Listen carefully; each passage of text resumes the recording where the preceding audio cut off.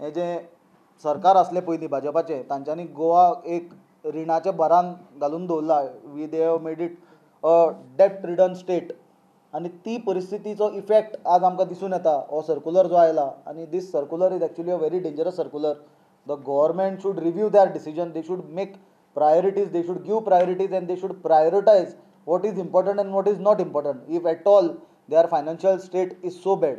But this thing, issuing a circular and giving instructions that no tender should be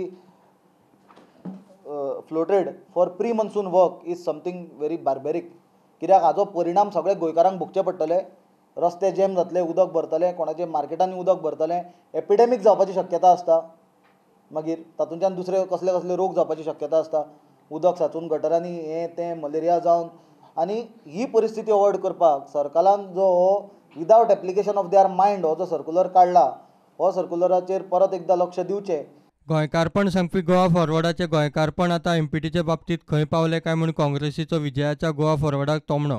Goa forward party जेन्ना statement दिता कर्नाटकाच्या steel इंडस्ट्रीचे सपोर्टान आनी तांचो act justify करता, तांची जबाबदारी आसली सरकाराचो भाग आनी एक गोंयकार आनी गोंयकारपणाचेर उलोवपी पक्ष म्हणून गोंयकाराचो सायड घेवपाची.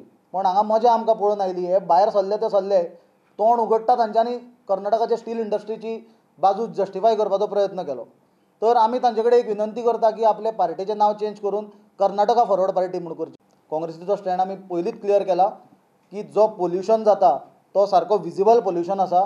लोकांचो ते गजालीक विरोध आसा आनी लोकांचो विरोध धडकून सरकारान कसलीच स्टेप्स घेवची न्हय.